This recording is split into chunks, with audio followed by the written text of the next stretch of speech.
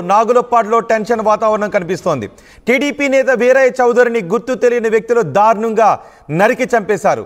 వీరయ్య మృతదేహాన్ని చూసి అతని మామ మాజీ ఎమ్మెల్యే ఏదర హరిబాబు హార్ట్ అటాక్ కూడా గురయ్యారు.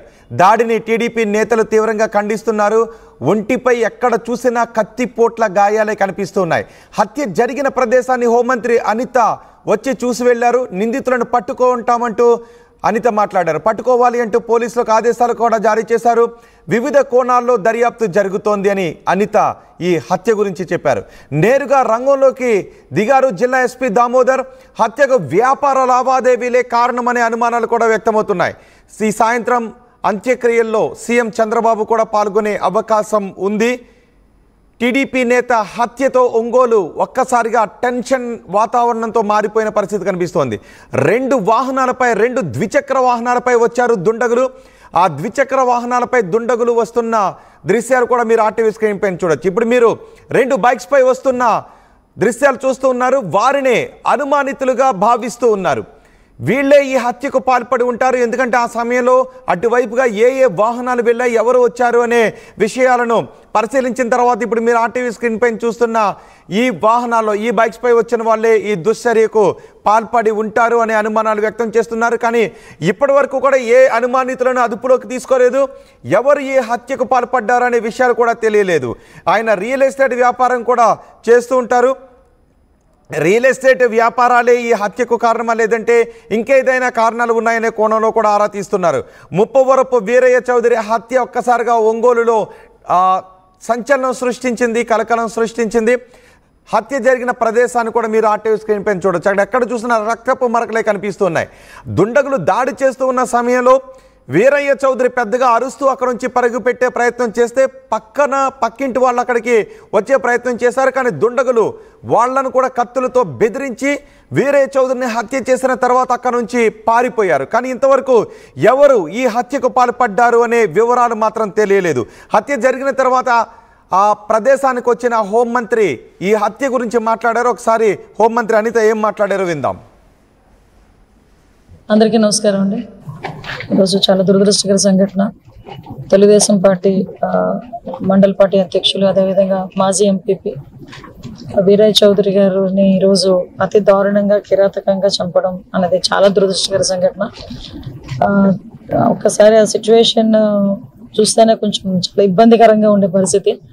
ఎందుకంటే ఇప్పటి నుంచో తెలుగుదేశం పార్టీ నమ్ముకున్న వ్యక్తి, అదేవిధంగా ఒక మంచి వ్యక్తి, చుట్టుపక్కల అంతా కూడా మంచి పేరున్న వ్యక్తి. మరి ఇటువంటి ఏ కారణాలతో అక్కడ చంపడం అనేది జరిగిందో తెలియదు. కానీ ఇమీడియట్ గా పోలీస్ డిపార్ట్మెంట్ వాళ్ళు కూడా అక్కడ చేరుకున్నారు. సంఘటన జరిగిన వితిన్ 20 minutes సాక్షాత్తు ఎస్పీ గారు కూడా సంఘటన స్థలానికి చేరుకోవడం కూడా జరిగింది. ఇమీడియట్ గా అరౌండ్ 12 బృందాలను కూడా 12 బృందాలను కూడా ఏర్పాటు చేస్తున్నాం. అన్ని బృందాలకి కూడా డిఎస్పీ లెవెల్ ఆఫీసర్ని కూడా మేము ఎండాస్ చేస్తున్నాం.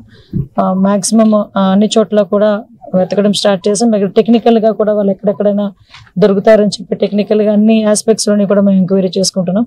యాజ్ వెల్ యాజ్ పాసిబుల్ నిందితులు ఎవరైతే ఉన్నారో వాళ్ళని పట్టుకొని శిక్ష పడే వరకు కూడా మేమందరం కూడా చేస్తామని చెప్పి మీ అందరికీ కూడా తెలియజేసుకుంటున్నాం.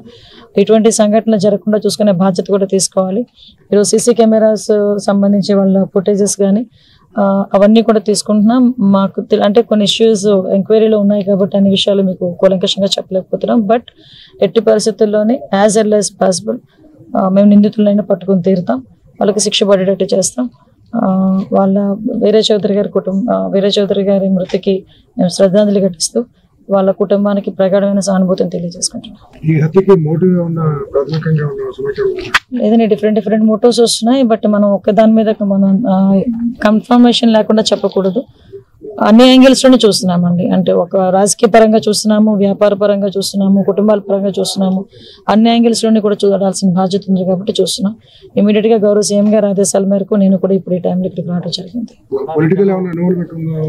అదేనండి, మేము అన్ని యాంగిల్స్ లోనే చూస్తున్నాం. ఒక యాంగిల్ అనే కాదండి, పొలిటికల్, ప్రొఫెషనల్ గా ఉండేది కానీ, బిజినెస్ పొజిషన్ కానీ, ఫ్యామిలీ ఇష్యూస్ కానీ అన్ని యాంగిల్స్ లోనే చూస్తున్నాం. ఇప్పటికీ మీకు 12 బృందాలు ఆల్రెడీ ఫీల్డ్ మీద ఉన్నాయి. అందరికీ నమస్కారం అండి. హోంమంత్రి ఈ హత్య గురించి, హత్యపై జరుగుతున్న విచారణ గురించి మాట్లాడారు. అన్ని కోణాల్లోనూ ఈ హత్యకు కారణాలు ఏంటి అనే విషయంపై అన్ని కోణాలను, వ్యాపార లావాదేవీల, రాజకీయ కారణాలు, ఇంకేమైనా కారణాలు ఉన్నాయనే అన్ని కోణాల్లోనూ విచారణ జరుపుతున్నామని చెప్తున్నారు. 12 బృందాలు ఈ హంతకుల కోసం గాలిస్తున్నారు అని హోంమంత్రి అనిత చెప్పారు. పోలీసులకు కూడా స్పష్టమైన ఆదేశాలు జారీ చేస్తామని చెప్తున్నారు. పోలీసు అధికారులు కూడా మాట్లాడారు. ఒకసారి పోలీసు అధికారులు ఏం మాట్లాడారో చూద్దాం. మండల ఎక్స్ ఎంపీపీ, ఈయన టీడీపీ లీడరు. ఆయన ఈ అపార్ట్మెంట్లో ఆయన బిజినెస్ సంబంధించి వ్యవహారాలు చూసుకుంటుండగా ఆయన స్టాఫ్తో 7:34 మధ్యలో ఒక 4 కుర్రాళ్ళు రావడం, అతన్ని స్టాబింగ్ చేయడం, మళ్ళీ 7:36కి అంతా కూడా ఇక్కడి నుంచి వాళ్ళు 2 వీలర్స్లో పరారు అవడం జరిగింది. సో అతన్ని హాస్పిటల్కి షిఫ్ట్ చేశారు. అతను చనిపోవడం జరిగింది. సో ఈ టీమ్స్ అన్నీ కూడా ఎవరు ఏంటి అనేది అతనికి ఉన్నటువంటి ఎవరు చేసే అవకాశాలు ఉన్నాయి అన్నీ కూడా వెరిఫై చేస్తున్నా. Shortly we'll find out. Almost ఇప్పటికిప్పుడే ఒక 6 మంది సిఐల్ని, అలాగే 10 మంది ఎస్ఐల్ని కూడా డిప్లాయ్ చేయడం జరిగింది. అలాగే సీసీ కెమెరాస్, ఈ చుట్టుపక్కల ఉన్నటువంటి ప్రతి ఏరియాలో ఎవరు వచ్చారు, ఎక్కడి నుంచి వచ్చారు, ఇవన్నీ కూడా అనాలిసిస్ చేస్తాం. So we will find out with in short టైంలో దీని వెనకాల ఎవరున్నారు, ఏంటి, ఇలా స్టాప్ చేయడం వల్ల అతనికి ఉన్న ఎవరైనా శత్రువులు ఉన్నారో అన్ని కూడా వెరిఫై చేస్తున్నాం. అట్లీ దాన్ని సాల్వ్ చేస్తాం. అన్ని కోణాల్లోనూ విచారిస్తున్నామని పోలీసులు చెబుతున్నారు. రాత్రి 7:40 సమయంలో ఈ హత్య జరిగింది. ఆయన అపార్ట్మెంట్ దగ్గర ఈ హత్య జరిగింది. ఎక్కడైతే హత్య జరిగిందో ఆ అపార్ట్మెంట్ దగ్గరే మా ప్రతినిధి శ్రీనివాస్ ఉన్నారు పూర్తి సమాచారం అందించడానికి. ప్రస్తుతం అక్కడ పోలీస్ పహారా కూడా కొనసాగుతుంది.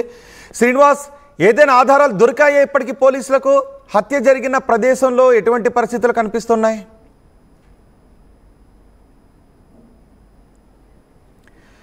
హత్య జరిగిన ప్రదేశంలో ఇప్పుడు పోలీస్ పహారా కొనసాగుతోంది.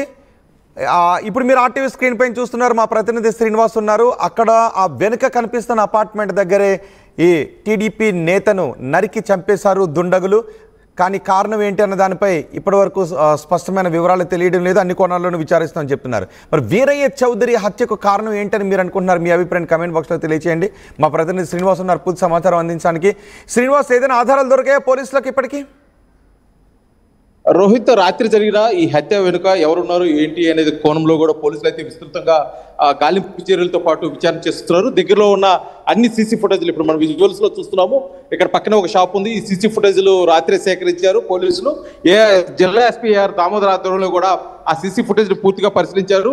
ఒక కారు పక్కన 2 వాహనాలు, అంటే ఒక స్కూటీ, ఒక బుల్లెట్ వాహనాన్ని కూడా పెట్టి హత్య తర్వాత కూడా అదే వాహనంలో పారిపోయినట్టు కూడా సీసీ ఫుటేజ్ ఆధారంగా తెలుస్తుంది. ఇదే కోణంలో కూడా ఇక్కడ దగ్గరలో ఉన్న సీసీ ఫుటేజ్లు కూడా చూసి పరిశీలించి ఆ బండి నెంబర్లు, దానికి గల కారణాలు కూడా పూర్తిగా తెలుస్తుంది. ఇప్పుడు మనం విజువల్స్ లో చూస్తున్నాము. ఇక్కడ పోలీసులు అయితే పహారా కాస్తున్నారు. ఇదే బిల్డింగ్ లో నిన్న రాత్రి 7:30 సమయంలో కూడా దుండగులు 4 బండి మీద వచ్చి సెకండ్ ఫ్లోర్ లో ఉన్నటువంటి అతను వీరయ్య చౌదరి ఆఫీస్ అయితే ఉందో ఆఫీసులో అతను కార్యక్రమాల నిమిత్తం కూడా అతను అక్కడ కూర్చున్న నేపథ్యంలో, ఎందుకంటే నేను మధ్యాహ్నం 3 గంటల సమయంలో అతను హైదరాబాద్ నుంచి తిరిగి రావటం, వచ్చిన ఆఫీస్కి వచ్చి కూర్చున్న సమయంలో కూడా ముందుగానే రెక్కి నిర్వహించిన దుండగులు పూర్తిగా కూడా అతనిపై విచక్షణారహితంగా సుమారు 25 నుంచి 30 కత్తిపోట్లు పొడిచి చనిపోయాడని నిర్ధారణకు వచ్చిన తర్వాత కూడా వారు అక్కడి నుంచి వెళ్ళిపోయినట్టు చూస్తాం. మనం విజువల్స్ లో చూస్తున్నాం. ఇదే మెట్లు కూడా వీరయ్య చౌదరిని స్థానికంగా ఉన్నటువంటి వారు సహాయ సిబ్బంది, అంటే ఆఫీసులో ఉన్నటువంటి వారు హత్య తర్వాత ఆ బాడీని తీసుకుని హాస్పిటల్కి తరలించారు. వెంకటరమణ హాస్పిటల్కి వెళ్ళారు. వెంకటరమణ హాస్పిటల్కి వెళ్ళిన తర్వాత కూడా అక్కడ అతను సీరియస్ గా ఉంది, కండిషన్, మృతి చెందాడని ఒక నిర్ధారణకు వచ్చిన తర్వాత కూడా ప్రభుత్వ ఆసుపత్రి రిమ్స్ కూడా తీసుకురావడం జరిగింది. ఇక్కడ జరిగిన సంఘటనల మీద అయితే పోలీసులు చాలా సీరియస్ గా ఉన్నారు. దీనిపై కూడా లోతైన విచారణ జరగాలని ఇప్పటికే 12 బృందాలను కూడా విస్తృతంగా గాలింపు చర్యలు చేపట్టారు. దానిపై విచారణ చేస్తున్నారు.